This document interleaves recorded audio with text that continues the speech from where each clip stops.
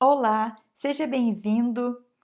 Nesse vídeo eu vou tratar acerca de intervenção de terceiros e ela está prevista lá no artigo 119 a 138 do Código de Processo Civil.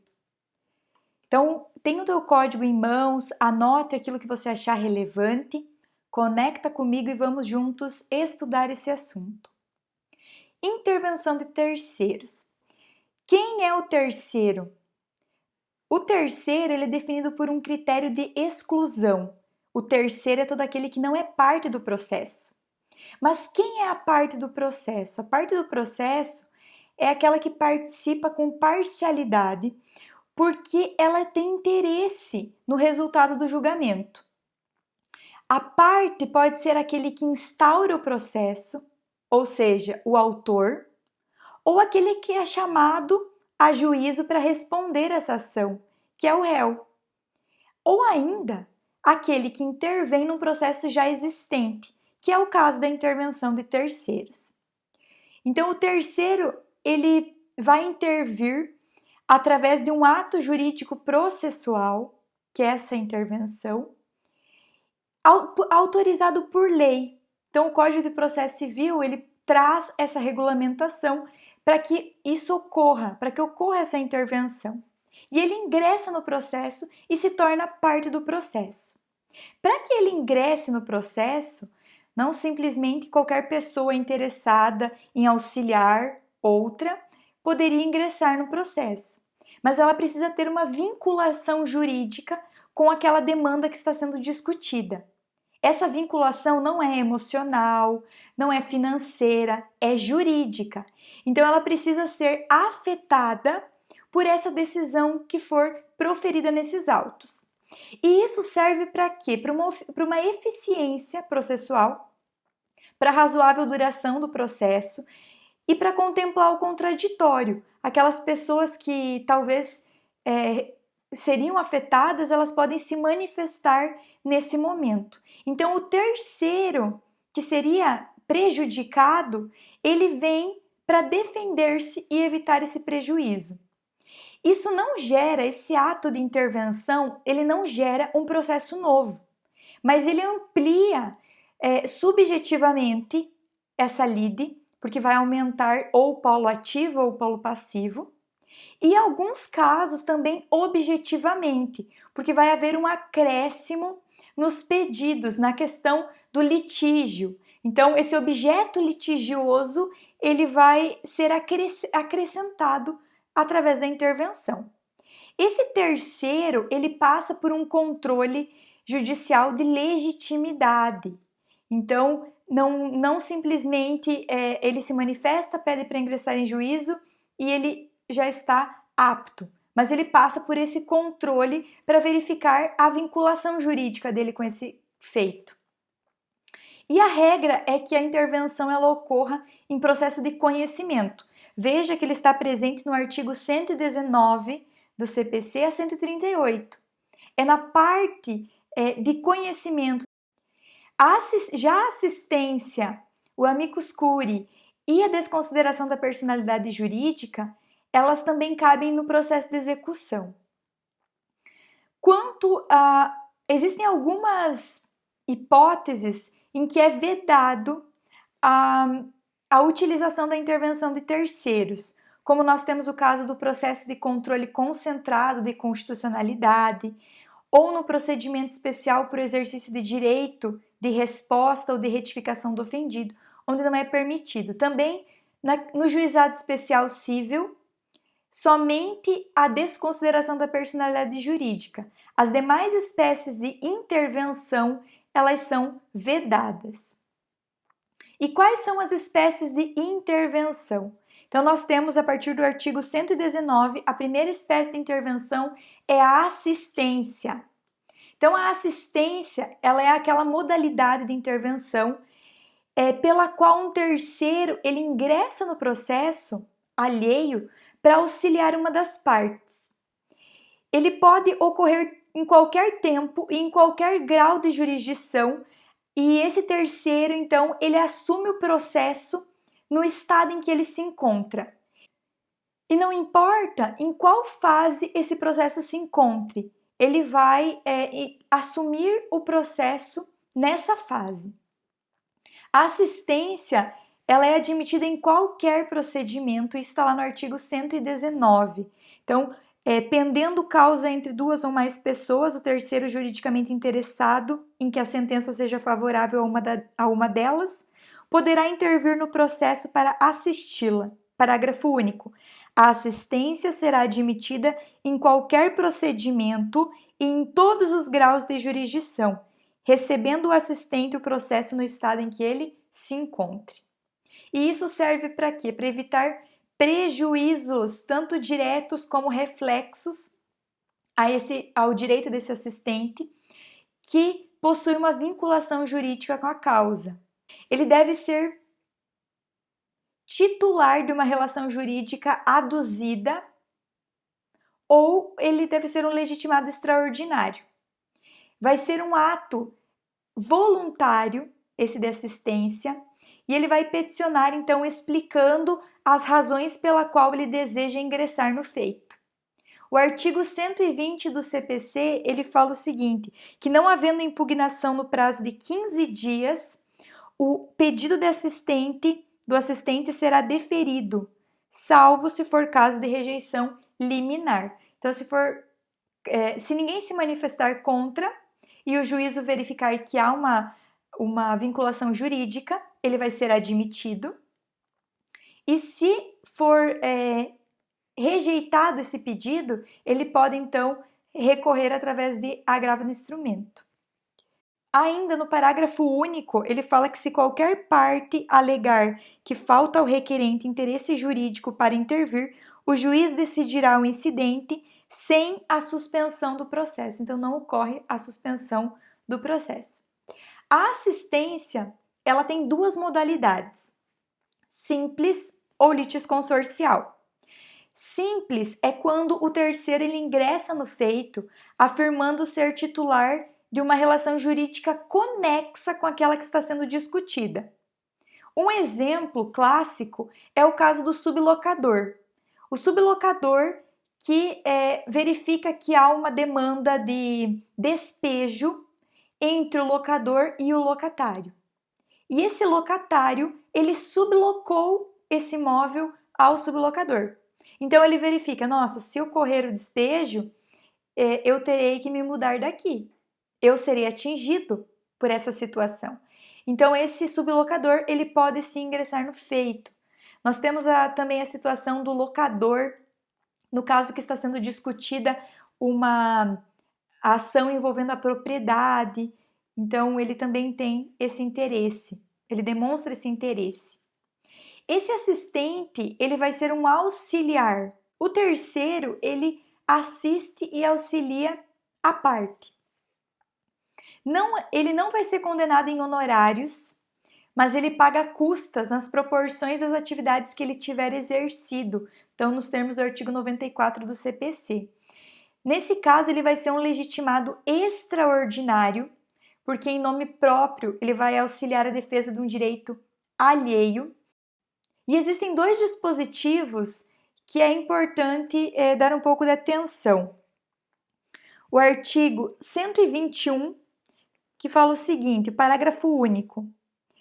Sendo revel ou de qualquer outro modo omisso o assistido, o assistente será considerado seu substituto processual. Então, esse assistente que, em regra, ele auxilia e ele está subordinado ao assistido, se o assistido ele for revel, omisso, o assistente pode sim se manifestar a fim de defender esses interesses do assistido.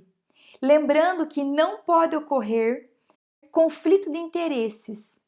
Então, não é possível que o assistido ele renuncie de recorrer e o assistente resolva recorrer. Isso não é possível. É apenas naquilo que foi omisso ou revel por um descuido, por uma negligência. Então, nisso seria permitido a atuação do assistente. Ainda, o artigo 122. A assistência simples não obsta que a parte principal reconheça a procedência do pedido, desista da ação, renuncie ao direito sobre o qual se funda a ação ou transija sobre direito controvertido.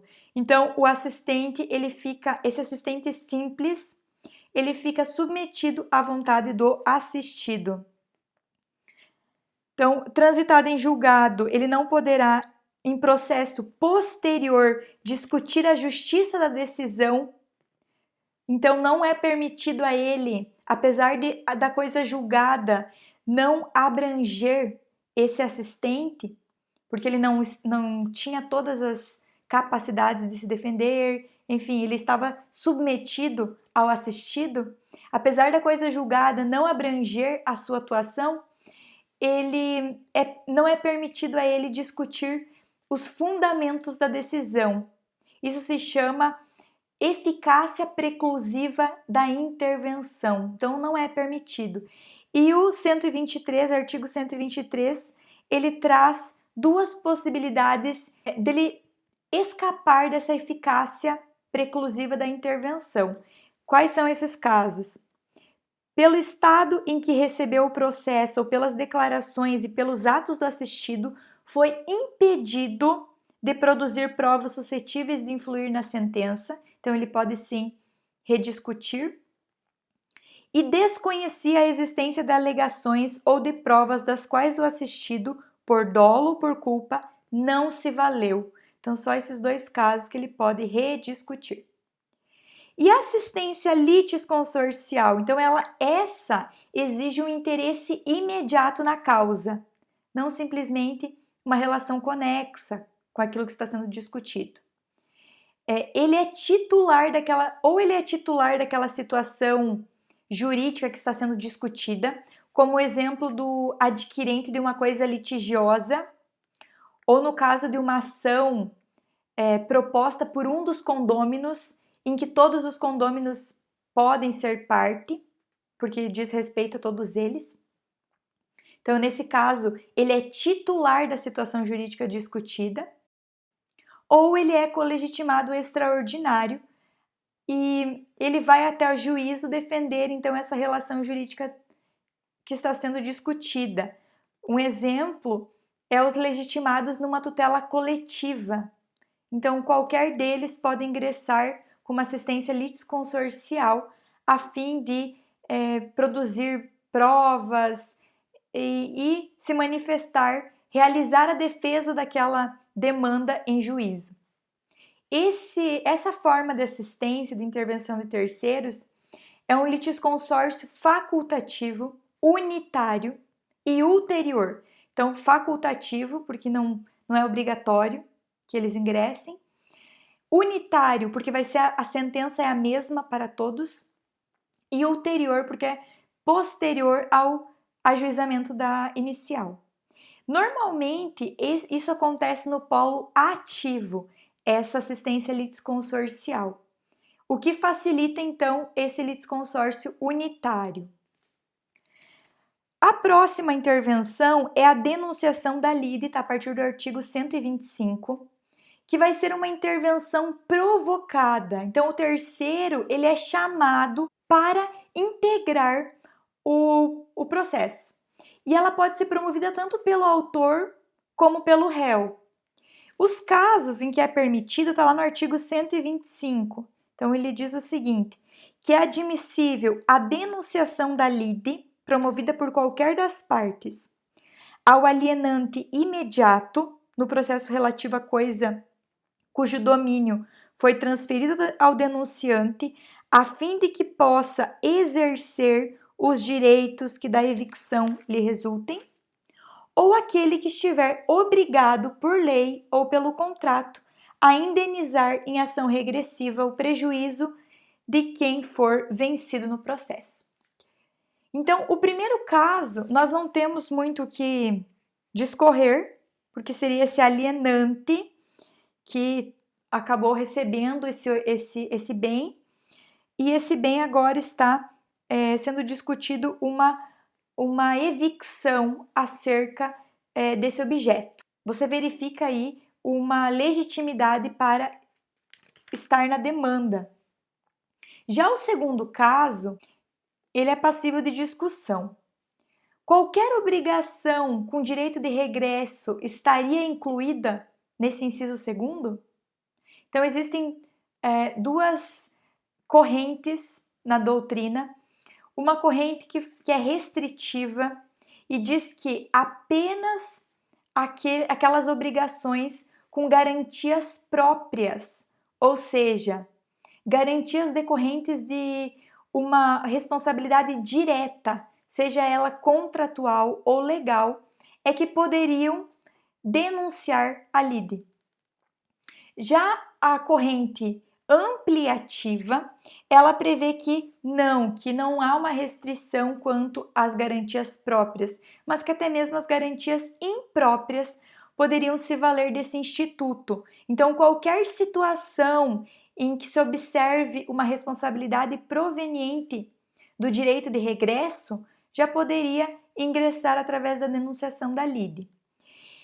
O que a doutrina majoritária tem falado, o que o STJ tem se manifestado, não é unânime.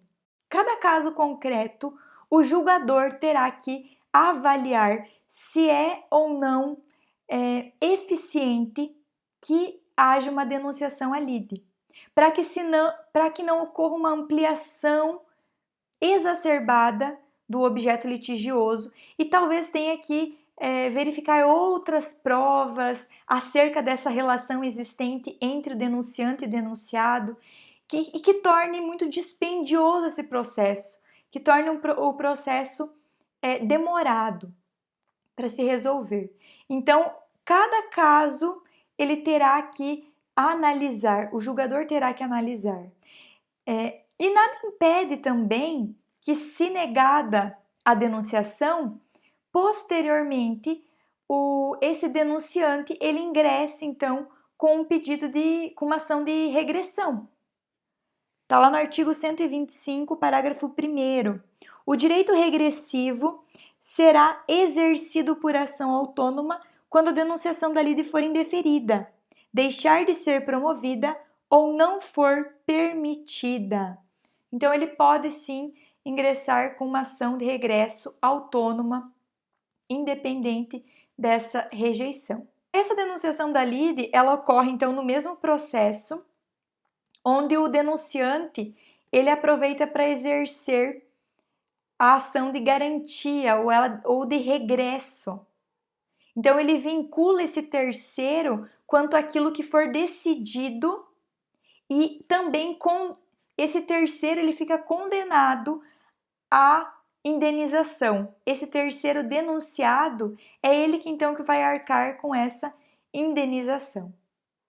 O denunciante é como se o denunciante ele dissesse: se ao final eu acabar vencido, eu peço desde já que o denunciado seja condenado a pagar-me a indenização que eu porventura tenha direito decorrente desse contrato, decorrente da lei. Então ele já se garante ele já garante esse regresso. Isso está no artigo 129. Se o denunciante for vencido na ação principal, o juiz passará ao julgamento da denunciação da lide. Então o juiz já verifica se há ou não fundamento nessa denunciação e condena ao pagamento aquele que for denunciado, se houver essa obrigatoriedade do direito de regresso. E se o denunciante ele vence o processo e não houve resistência à denunciação da lide, não cabe condenação do denunciado nas verbas de sucumbência. Isso está lá no enunciado 122 do Fórum Permanente de Processualistas Civis. Também o parágrafo único do artigo 129, ele fala: se o denunciante for vencedor, a ação de denunciação não terá o seu pedido examinado, sem prejuízo da condenação do denunciante ao pagamento das verbas de sucumbência em favor do denunciado. Então, se o denunciante vence, a ação não terá o pedido de denunciação analisado, né? Porque não não vai ser necessário esse regresso. E o denunciante ele pode inclusive pagar verbas de sucumbência ao denunciado, que estava no processo, participou do processo e não teve então essa condenação, não ocorreu essa condenação. O denunciado ele tem uma posição no processo de litisconsorte do denunciante. Isso está no artigo 127. Feita a denunciação pelo autor, o denunciado poderá assumir a obrigação de litisconsorte do denunciante e acrescentar novos argumentos à petição inicial, procedendo-se em seguida à citação do réu. Então veja que há uma legitimidade extraordinária nessa demanda principal, e porque há uma demanda principal entre o réu, o autor e esse denunciado, e também uma demanda incidental entre o denunciante e o denunciado, que vai ser verificada ao final se há ou não fundamento nessa denunciação. O denunciado, ele é réu juntamente com o denunciante de um processo, e no outro processo ele vai ser réu do denunciante, que se torna então autor da demanda incidental, a demanda de verificação se há fundamento ou não nessa denunciação. O autor, se for o autor que denunciar a lide, o autor ele vai fazer o pedido na inicial, artigo 126, a citação do denunciado será requerida na petição inicial se o denunciante for autor, ou na contestação, se o denunciante for réu, né? Então, se ele for autor, vai ser feito na inicial, e o denunciado, eles vão estar em um litisconsórcio eventual. E o denunciado, nesse caso, ele pode defender-se, negando, então, isso que o autor vem dizendo, isso que o autor está alegando acerca do direito de regresso. Ele pode comparecer e ele pode assumir essa posição de litisconsórcio ativo. Então, ele pode editar a petição inicial, produzir provas, acrescentar pedidos, argumentos. Isso também está lá no artigo 127. Feita a denunciação pelo autor, o denunciado poderá assumir a posição de litisconsorte do denunciante e acrescentar novos argumentos à petição inicial, procedendo-se em seguida à citação do réu. Então, nesse caso, ele vem até a lide, se manifesta, toma essa posição de litisconsórcio ativo, e ele também pode ficar inerte, que ele vai se tornar então revel nessa demanda regressiva. Posteriormente, ele se torna revel dessa demanda regressiva. É citado então o réu dessa demanda posterior à manifestação desse denunciado. Quando ele for denunciado pelo réu, for o réu que alegar essa pretensão regressiva, ele terá que oferecer a denunciação na contestação. O réu, então, tem que se manifestar acerca desse direito na sua contestação. Está no artigo 126, na última parte que a gente estava falando. E esse denunciado, ele pode, nesse caso, contestar o pedido. Então, ele contesta e forma ali com o réu um litisconsórcio unitário. Está no artigo 128, inciso 1º. Se o denunciado contestar o pedido formulado pelo autor, o processo prosseguirá, tendo na ação principal um litisconsórcio, denunciante e denunciado. Ou ele pode ser revel, que é o caso dele deixar, então, não se manifestar nesse processo. E nesse caso, o denunciante que realizou, então, essa denunciação e que alega que tem um direito de regresso, o que ele pode fazer?